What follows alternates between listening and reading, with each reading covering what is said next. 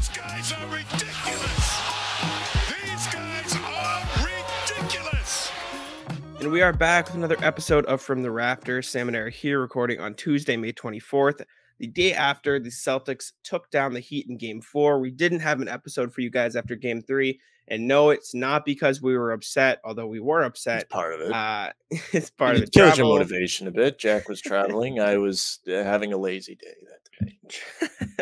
Travel, work, etc., etc. Stuff gets in the way, but we're back in a much better headspace. I guess you could say we're at a better point to talk about the failure of Game 3 because we know they already won Game 4 and the series will be tied heading back to Miami. Boston obviously got crushed in Game 3 mentally, at least fans did, because boy, that first quarter to make that comeback, all those moments to just fall apart, that hurt. But then Game 4, I mean, just a complete domination by the Celtics, everything you wanted to see. Where do you want to start, Sam? I guess we'll go with Game 3 because, I mean, that was a experience for me. I got to go as a media member for the first time ever, which was real cool. I was there doing the camera for Ian Steele, who's one of our sports reporters at ABC6. Invited me. I said, absolutely, I'll go. And it was a really good time. You go in, go up to the top level there. A couple people up there that I saw. I didn't get to, go say hi to them. Didn't want to bug them. That we've talked to before.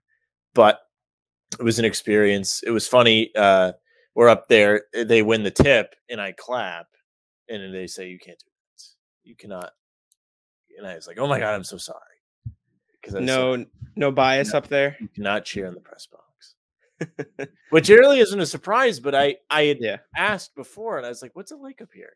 And Ian tells me, he goes, well, it's funny, like sometimes like they have like special guests up here. So like if someone wins a contest or, is doing like the half court games during timeouts or whatever, like sometimes they'll stick them up there. And I was like, okay, so like there's some fans mixed in. I was like, okay, so it should be like normal. And it was not. That's supposed to be not like normal. I learned, and I will never make that mistake again. I was like, oh my God, I'm so sorry. But it was a good time. There was I'm really upset they wasted Marcus coming out of the tunnel. That was a really great moment. And Stone Cold Steve Austin. They kind of kicked it away with turnovers, which was the story of the game. 24 turnovers for 33 Heat points, and that'll do it. That'll beat you. Even though they did come back, which is always encouraging to see, and it kind of carried over into the next game that they played real well.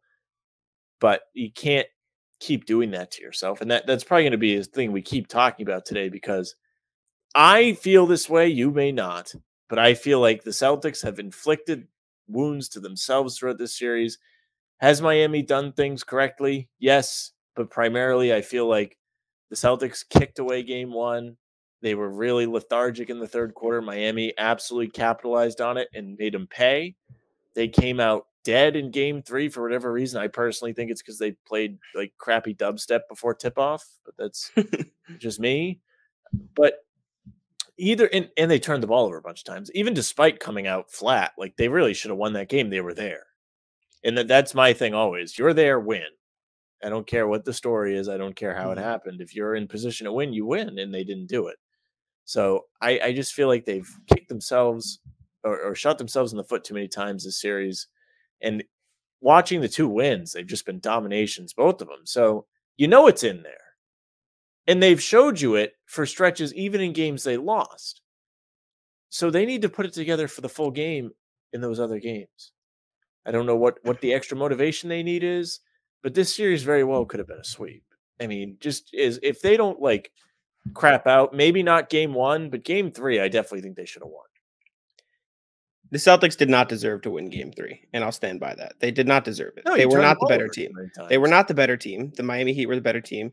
And I understand the argument that the Celtics were the better team in Game 1, but they weren't, because it didn't matter. Because if you get blown out by 25 and a quarter, it doesn't matter. You're not the better team if that happens. And that's how I feel. I said this on the pregame before Game 4. And this isn't targeted at you, it's targeted at Twitter and the general, concept of the argument. The whole, Boston's been the better team or tied in this many quarters, who cares?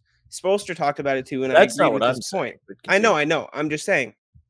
Spoelstra talked about it, and because someone brought up that argument to him, and I retweeted Spoelstra's point. it's just that, okay, doesn't matter. This was when the Heat were up 2-1. He's like, okay, good for them. They can be the better team, but we're up 2-1, so who cares? And you know what? That's correct. It doesn't matter. I don't care how many quarters or this, et cetera, played better for this X amount of minutes of the game. You lost. So you weren't the better team. That is how that works. The Celtics were the quote unquote better team for 3 out of the 4 quarters in game 1, but they were not the better team in that game because they lost the game. Yeah. That's the end of the conversation for me. And I understand that the Celtics probably should have, because they were in it in game 3. You know, they could have. They didn't deserve to win game 3. I'll stand by that. They didn't deserve to win game 1 either, because you can't deserve to win a game when you collapse in a quarter like that. They may have played marginally better than the Heat in the other 3 quarters. And let's call a spade a spade. They didn't blow out the Heat in those other quarters. It was a close game. They were fairly evenly matched. The Celtics were edging them out a little bit, and they had a lead going into halftime. Which game? Game 1. Game 1? They kind of dominated the first half. It wasn't anything like game 4. They were up by like 8 at halftime. I think they were up like 11. No shot. Let me I mean, not that this matters. This is just semantics, but we're splitting hairs. But regardless, like, even if they were up, you know, I think it was 12, 8 after 1 and then 11 and a half. Even if they were up, 12 at halftime, right? That's a normal lead in the NBA. That's nothing in the NBA. That's a good half. Sure, that's fine, but it doesn't matter when you blow it away, right? Like, I just don't like the notion that, the Celtics have been this much better than the Heat because they've won this many. Who cares? That doesn't matter. And the fact that it is 2-2 shows how even of a series it is, because Miami has been able to capitalize on the Celtics being idiots, right? So this just because you Miami just said has it right there. That doesn't mean that the Celtics are the better team, though, because if they were the better team, then they would have won. They would have won the series by now if they're as much of the better team as you say they are. Yeah, it literally is true. No, it's not. You can, you can be the worst team and lose. I mean, the better team and lose. Always you can.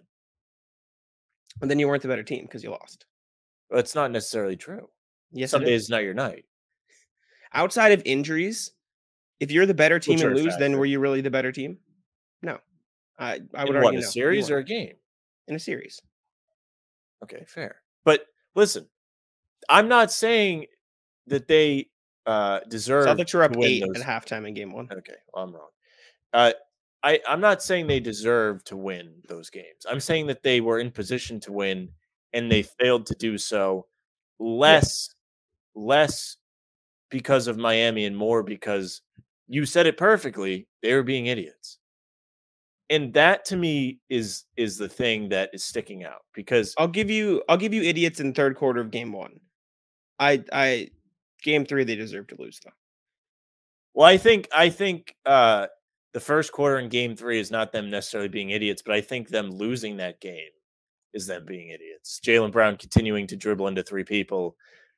They just didn't execute well enough, which is part of it. And it doesn't, it doesn't mean that I'm not saying they deserve to win.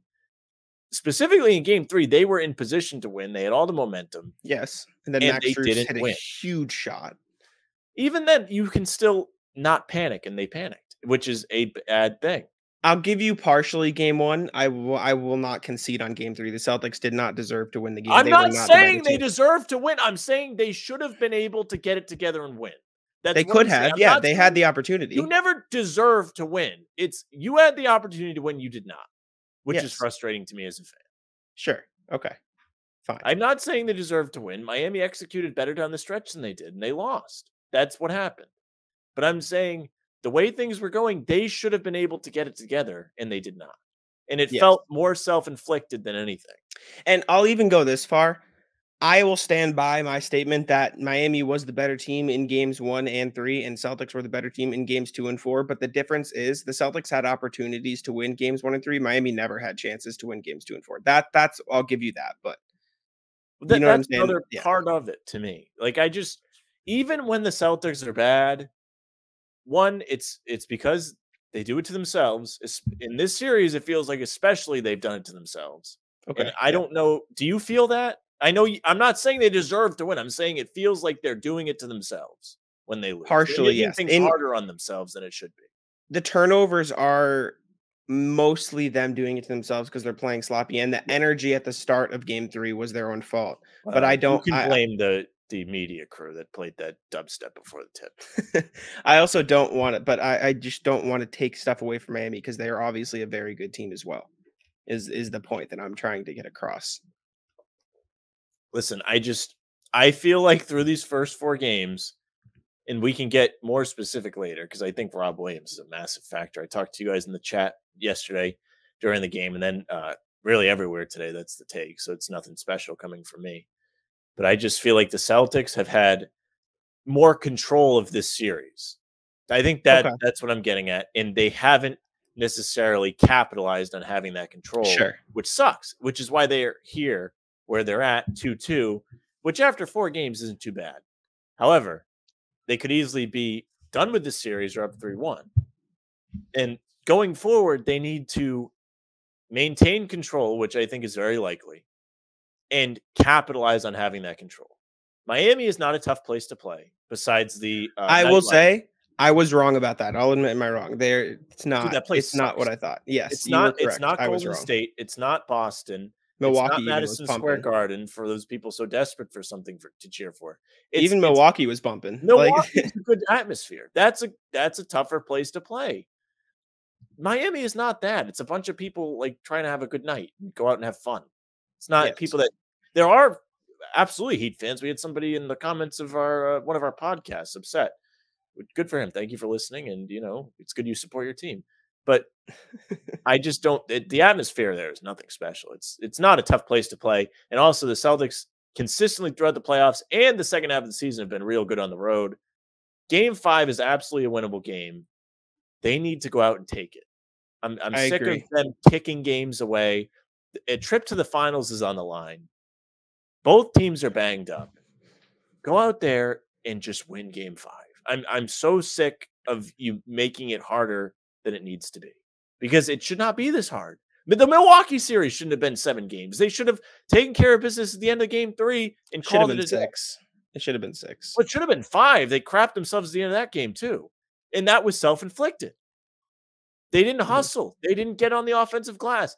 All these things, and they didn't do that very well at the beginning of game 3. They gave up tons of offensive rebounds and killed them. They are their own worst enemy. And Forsberg put out an article about it, pretty much touching on all of this.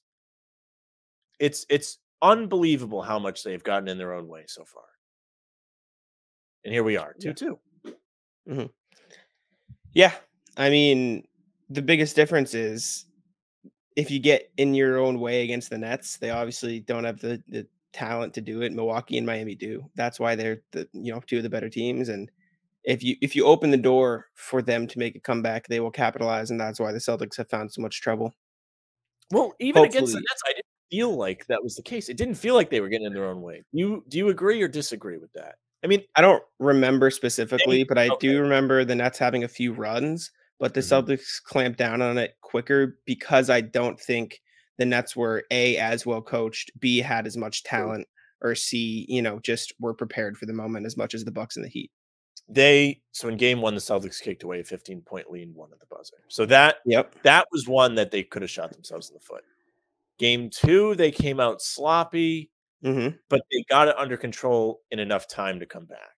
Because the Nets aren't good enough they weren't good enough to keep up. That's exactly. I mean, it's not an exact science because they weren't down as much, but that's very similar to what happened in game 3 against Miami, except Miami weathered the storm better because they are a better team.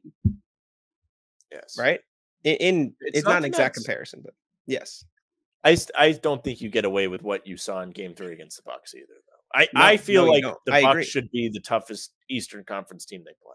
I know you like Miami, and they are deep, and they have plenty of guys that can step up. We saw Oladipo in game 4. It's also important to note that when we're talking about quote unquote toughest, we played Milwaukee without Chris Middleton versus this Heat team. It's very true. I think this Heat team is better than the Bucks without Middleton. Bucks with Middleton, it's a lot closer. I would probably give the Bucks the edge after watching that series. But based on what the Celtics played last series versus this Heat team, I'd still give it to the Heat because the Bucks didn't have Middleton and they had one less weapon. That being said, Game 3, Jimmy Butler didn't play the second half. You had the opening, you were there, Mhm. et cetera. It didn't Yep. happen. One of the hardest things to do in basketball is getting over that hump after being down so long. You know what I'm saying? Like building enough See it momentum. You time could, and time again. yep, you have enough momentum to get there, get within striking distance, and then you crumble again, and then you just get defeated. That's what happened. It is what it is. Celtics bounce back well, but yeah, 2-2 heading back to Miami. I don't want to say Game 5 is a must win, although it's probably a must win. You got to take it, get the advantage, so you can close it out in Boston. That's the pathway I think, the best pathway for the Celtics to win the series. I agree with you. And I think if they don't win it in 6, it's on them. It's on them. And Yeah. it goes back to what I said earlier. I just think they've had more control of this. Miami is not a tough place to play. You've already won there, and you should have won 2 there. You didn't execute well enough, and you were absolutely, like, pitiful in that 3rd quarter. No effort whatsoever. Go out there Mhm. and take it, man. It doesn't mean you're gonna come back and guaranteed win game 6 because you haven't made the Garden a fortress in the playoffs. You've given up plenty of games there too, Yep. which is really bad. It's not what you Mhm. like to see. But listen, just continue to do what you do on the road. This absolutely in their hands. They have controlled. I think that's what the quarters stat goes into more than anything. They have had more control over this, and when they lose control, they panic real bad. They do. Real. They do. I don't care for the quarter stat, by the way. I really don't. I just think it's just evidence to me that they've had control, and my eyes tell me not the quarters. They've just been in Mhm. position to win all of these games, and they've only won half. I saw some Heat fans on Twitter last night complaining again, saying, "Yeah, Miami should have shot better, but these free throws, man, how do you expect them to win?" I'm like, dude, you got lost by like effectively 30. It got down to 20 in garbage time, but you got blown out by So 30, my man. This free throws were not the problem in that game. It was 14 for the Heat, 38 for the Celtics. I mean, that's well, that is crazy. the difference in the game. And I will say this: Game 3, the Celtics shot a lot of free throws. That did not feel as lopsided. Game 4 did feel more lopsided. You thought the calls I were think Scott lopsided? Foster kinda understood the assignment. There was a lot of times they called things, and it was, like, timely possessions where if Miami scored or they got a stop, it coulda really started to snowball, and to me, it felt like it was a chance for them to come back or at least get back into the game, make it a little interesting, and there would be a call. I don't know. You definitely think differently than I do from how Well, you went into this, and that's I fine. I'll admit some of them, like some calls were questionable. Like some of them probably should have just been play on, et cetera. The refs got too whistle happy a little bit. And most of those were with the Heat. If you're down by 36 in a game, you cannot blame the officials. I am sorry. That is not how that works. You lost by 20. You were down by as much as, I don't know if 36 is the correct number, by a lot. You scored 1 point in the first 8 minutes, 30 seconds of the game. You do not deserve to win the game. I don't care if the other team took 50 free throws and you took 2. If you go 0 for 14 or whatever it was to start a game, you don't deserve to win. That's a poor offensive performance or good defense by the other team. Whistles, whatever. And you watch the beginning of that game. The Heat were just missing shots. They got some good looks. They missed them. The Heat were not making anything on offense.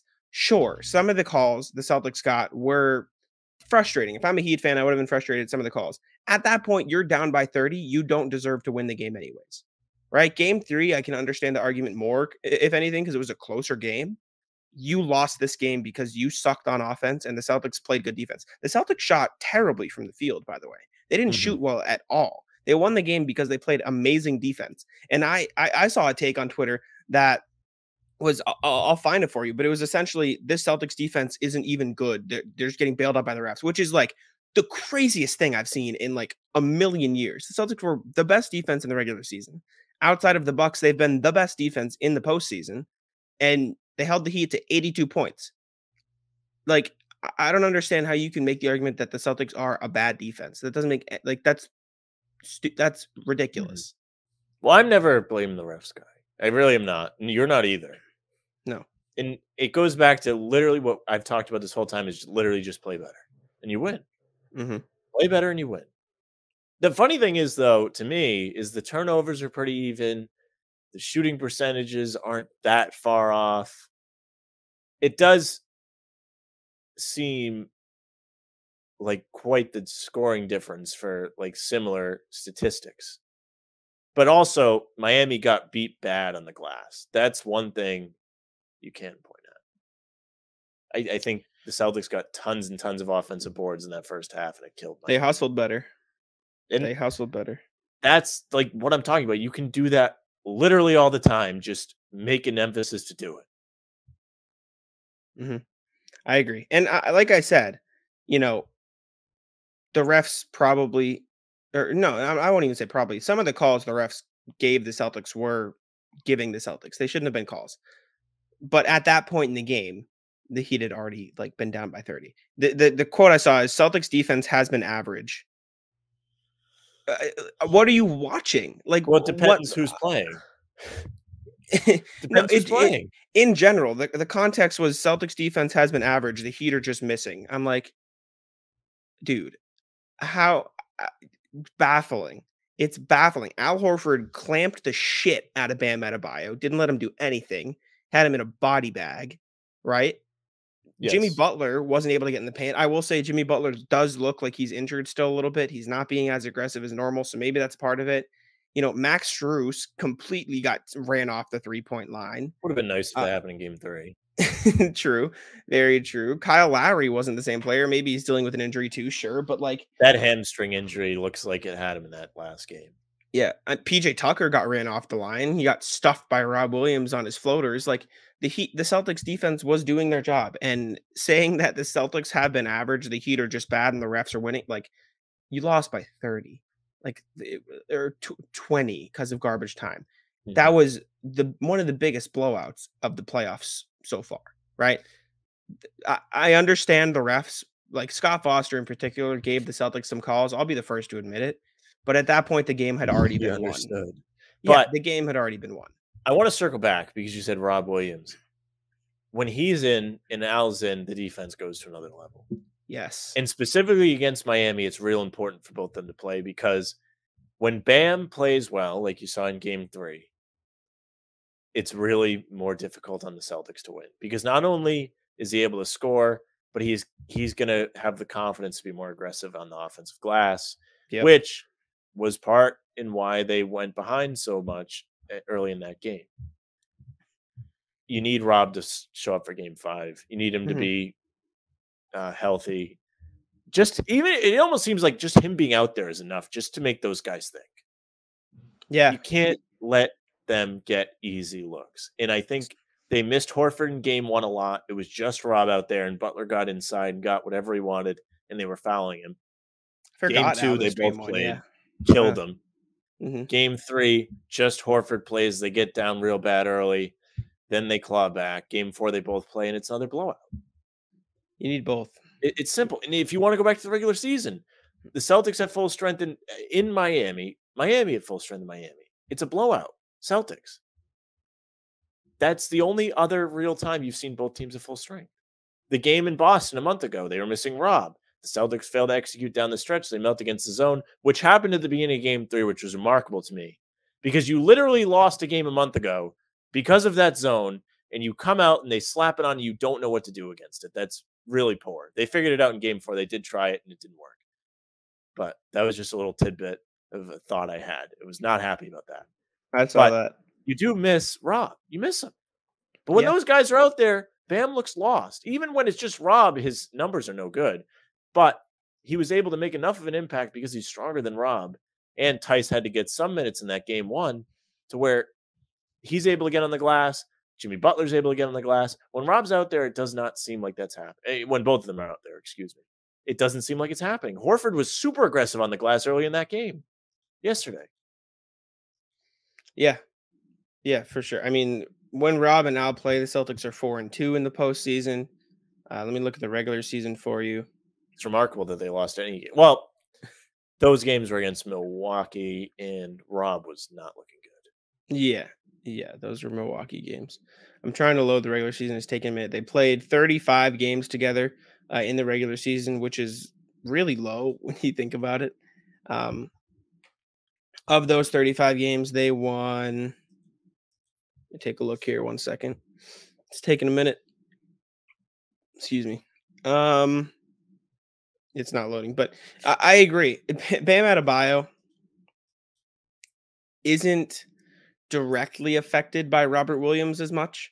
Al Horford is the primary defender, but adding that extra layer of defense behind Al and on the wing for Bam to worry about, I mean, it's hard to argue that it's not been affected. They were 19 and 16 in the regular season? That doesn't make much sense. I don't know. Well, Regardless, horrible start they had. If you went in the new year, it'd be different.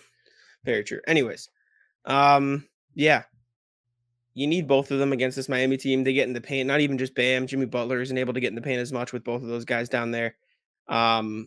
We can shout out Derrick White as well. I mean, he was everything I wanted him to be. I don't know if I called this stat out. Displeased.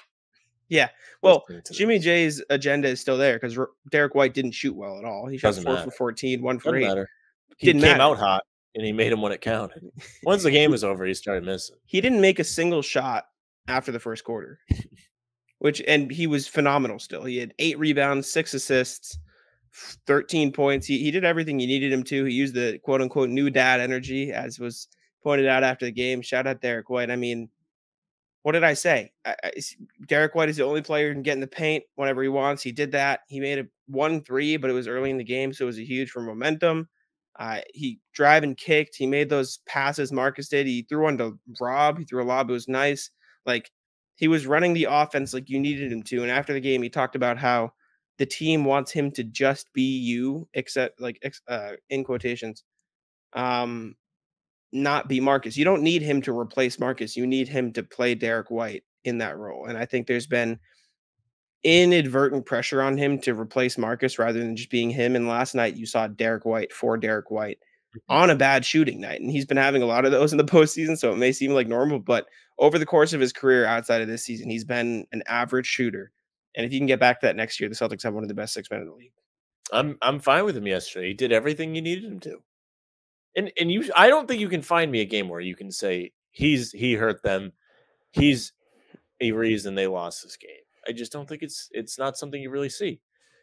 Yesterday against Miami in Game 4, he was great. Came out with an aggressive chip on his shoulder, came down, finished a tough layup, came down, hit a 3 the next possession, and then the team was off and running. I think he made his first 3 shots.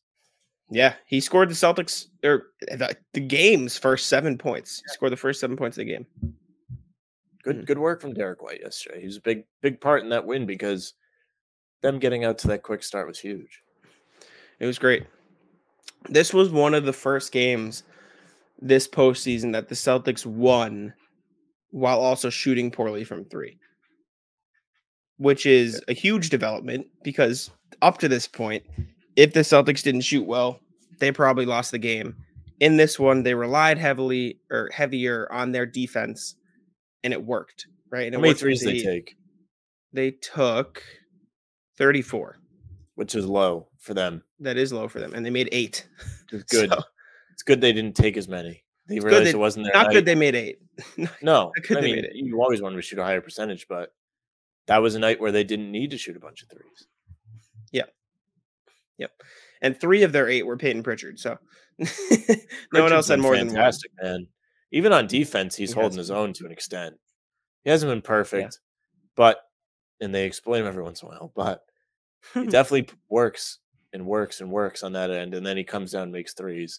Unfortunately, he had the half-court shot waved off. It was a little late, but he's been fantastic. He's been a huge piece for them because it makes it so Miami can't completely collapse on like a Tatum or a Brown because he's out there and he's shooting over 40% from 3. Brown, by the way, not good again. Not good again. He was all right in Game 3. Ooh, sure. What do you mean he had 40 points? He turned the ball over 7 times. If he had 40 points, you'd say he's great. He turned over 70 times. He's all right. Sure. He wasn't bad. He was not good. He was good down the stretch in the clutch, but those 7 turnovers were horrific. Right. I'm not saying he was great. I'm saying he was all right. Doesn't mean he was bad. He was bad in Game 4. You're starting to become a real Brown hater.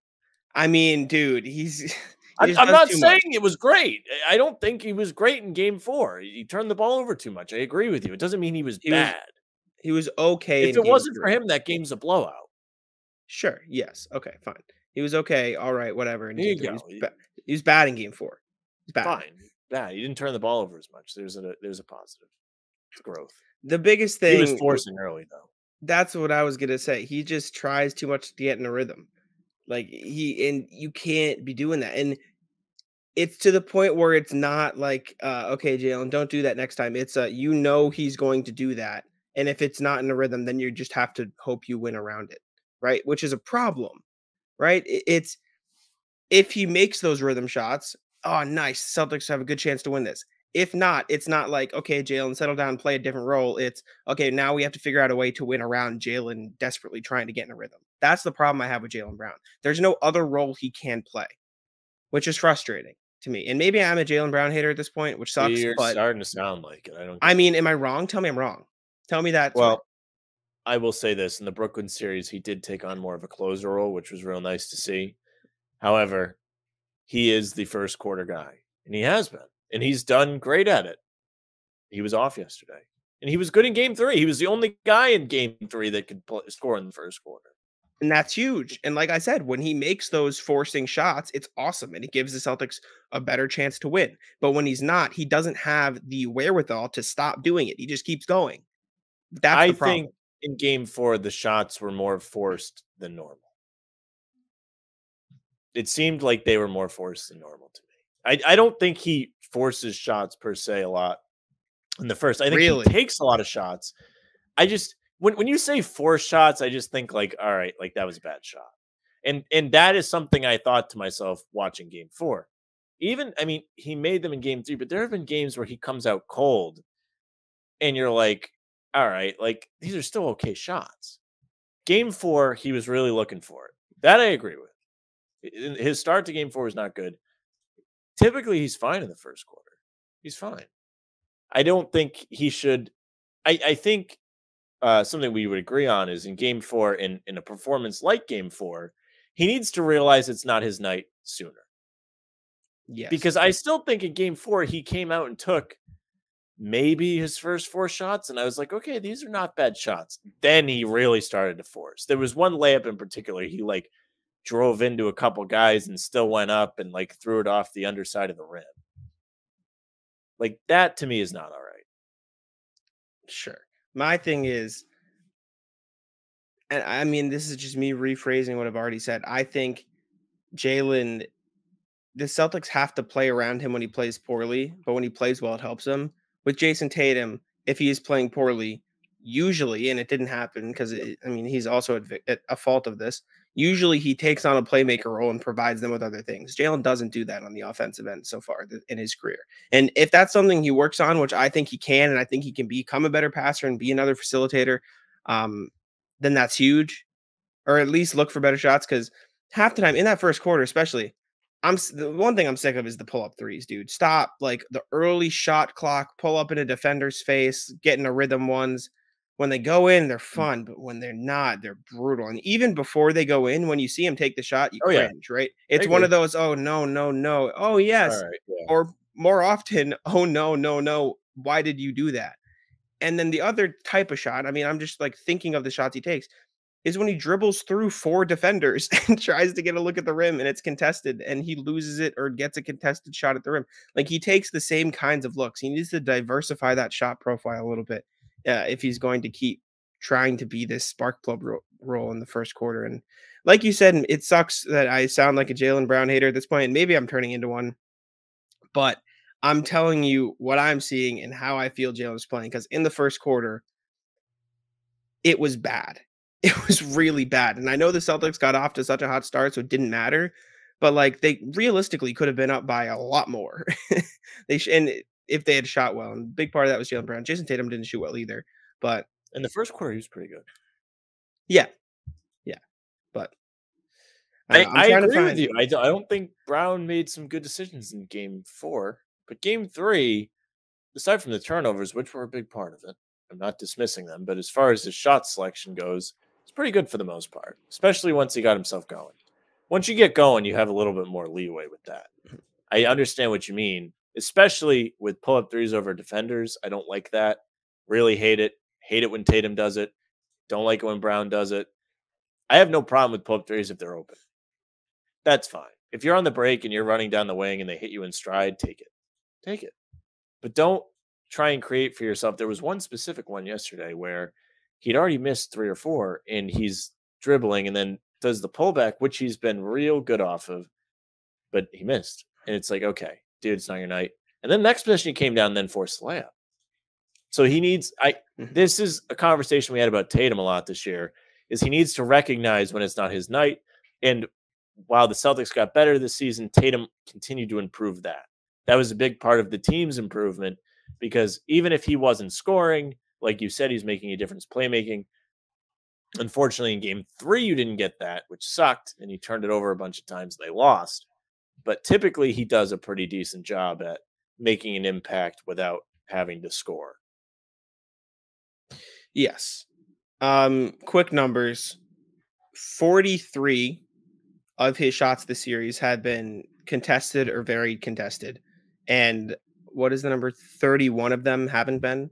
So he's taking more like not open shots than he is open shots. What's Tatum's? Gosh. If you're one of the top 2 scorers, your shots are probably going to be contested more than they're open. Yes. So it's similar for Tatum. It's similar for Tatum, sure. It frustrates me. It doesn't mean they're all good shots. I agree with you. I think, especially in game 4, he came out and he was a little too aggressive. I agree. Yes. I think he does a good enough job enough of the time to where he's allowed to try, but I think I keep going back to it. He needs to recognize it soon. And I think that's what left a real bad taste in your mouth in game 4 is he kept trying after all of us watching. We're like, all right, it's time to move on from this. And the biggest thing, he doesn't have the handle to back it up right now. Not right now. He doesn't. He just doesn't, which is, I guess it is what it is, but it's frustrated me. Now, do you have any Jaylen Brown jerseys you would like to get rid of? Of course. No. I don't hate Jaylen Brown. He's frustrated me this postseason, but I don't hate Jaylen Brown. I don't. We talked Derrick White. We talked Rob. We didn't talk Al too much. We can mention it briefly here. I mean, he was great. He didn't score much, but the rebounds, the energy, the blocks, the defense, everything you needed from Al, you got from him in game 4, which is really good to see. You saw it all over Twitter. People are saying he dominated the game and he had 2 points? 5 points? Yeah. He made 3. Only 1 bucket, I think, maybe 3 points. He had 2. He made 3. 5, yes. Okay, 5 points. Yeah. I think he made free throws. But the dude dominated the game. I mentioned earlier, he came out in that first quarter. He was on the glass for every single rebound. He was not letting Miami get second chances like they did in game 3. And that was huge. It took him out of the game early. And then after that, Miami kind of quit a bit. Celtics continue to keep their foot on the gas, which is a positive. And in both of the blowout wins, they have done that, by the way. Which is not a characteristic that we've seen throughout the season until maybe March and April. Typically with the Celtics, with Tatum and Brown as the top 2 guys, they are not good with the lead. They have developed into being able to handle that. And I think having Horford around really helps, especially going back to game 4. You saw how motivated he was. This dude wants a ring, man, and he deserves it. He wants to get paid too. He's getting a bunch of money if they win a title. But he is a great person to have on this team. I'm still correct from the day I woke up and saw the notification that they traded for him, and I screamed out of joy. And even before then, I was telling me and Bobby, we were talking about, we were like, hey man, listen, this dude rules. Bring him back. And he's back and he still rules. He does rule. But even me, I could not have seen this much of an impact in the playoffs. Yes, this has been crazy. Especially in that last series. I mean, the dude ruled. He dominated parts. It was game 4. I mean, dominated. Yes. Dominated yesterday. Mm-hmm. Our buddy It's Gear, who's in pregame chat, his name's PJ. He messaged me some stuff when he finds things, so I put it on here. So shout out PJ. He messaged me a TikTok. Right now, there's a streak And let me find who made this TikTok so I can credit them for bringing it up. The Makeshift Project on TikTok brought it up. A streak of 75 straight finals with at least one former Knick in the finals. And the TikTok said that only the Mavericks have one with Frank Ntilikina, but that is false. Also Bullock. No, Bullock no, was no. on the Knicks. Yes, but there's another team that has one. Don't tell me because I want to think about this. Okay, I'll let you think, and you can tell me who it is. Cornette. Bingo. The Celtics have one, and with Well, the now Mavericks. I mean, leave Come it to on, Knicks man. fans to make things about them, by the way. Leave it to them. I don't man. even think they're Knicks fans, but Oh, it's just a funny streak, man. So maybe they're destined. They got to keep the streak alive for Knicks' sake. well, they could have something. They can hang a banner to that because they're not winning it. Luke Cornette. Oh man, big Luke Cornette. Shout out. Has he played a minute? No, he's played in the playoffs, right? Yeah, they've had multiple blowouts. He's in played in series. They've 5 games. played. He's played in 5 games. Shout out. Wow. You know, Luke Cornette did not miss a shot for the Celtics in the regular season. How many take? 2 or 1. One. He took 1 shot in the regular season. He made it. He's taken more shots in the playoffs than in the regular season. Would you look at that? Actually, it's kind of funny because they were running through teams for like a big stretch there in the regular season. So to think he wasn't really getting out there is wild. It's kind of crazy. I mean, he was only on. They signed him late because they signed him on when they signed Sam Hauser to a full contract. Oh yes, So fair enough. But think about last year. He played like a decent amount of games. He won them a game. Yeah, right. He won them a game in OKC. He caught fire in the fourth quarter, made like 3 threes. God, the Green Hornet, man, he was decent. Like he's not bad when he plays. He's obviously not playable on a regular basis, but he's not bad. He's not bad. Anything else you want to talk about before we get out of here? We chatted for a little while. I feel like there was something I had, but I can't remember off the top of my head, so I'm good with just. I just want to circle back because this is the main thing I want to have said on this podcast. The Celtics have no one to blame if they lose this series but themselves. They have had control throughout, and they've given it up and panicked when they give it up. And they need to go forward, go into Miami, which is not a tough place to play if you're not going out the night before, and keep control, and then come back to Boston with control. Mm-hmm. The Garden has not been a fortress. They've given up plenty of wins there so far, but just take care of business in these next 2 games. There's nothing standing in your way except you. I'm sorry. Is Miami a talented team? Yes. Yes, they are. But you have shown throughout this series that you can control these games. Yep. Keep the foot on the gas. I really don't want to be stressed. I've actually really enjoyed this. It's a nice, relaxed series. From Milwaukee, everything was close.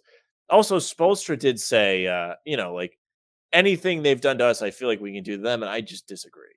I just think when Miami has done things to the Celtics is because the Celtics have let them do that. Mm-hmm. I mean, game 1 is just glaring to me. I just keep thinking of Tatum literally passing the ball into Butler's chest 4 times, like over and over. Yeah. Like Miami absolutely capitalized on the Celtics sleeping and being lethargic. For whatever reason. They crapped out in that third quarter. And that is credit to Miami. They capitalized on it. But the Celtics said, hey, we're going to stop playing. And I will for say, whatever reason. If the Celtics do get there, Golden State's going to be the exact same way. They're going to kill them. If the Celtics get sloppy, they're going to kill them. And to make matters worse, those away games are not going to be easy. They play well there, but that is a bumping arena. That's a real arena. That is a real one. It's the second home for the fellas. They dominate out there. Maybe. I think if they make the finals, I'm going to buy a ticket though, because you don't know. Maybe you don't know when it'll happen again.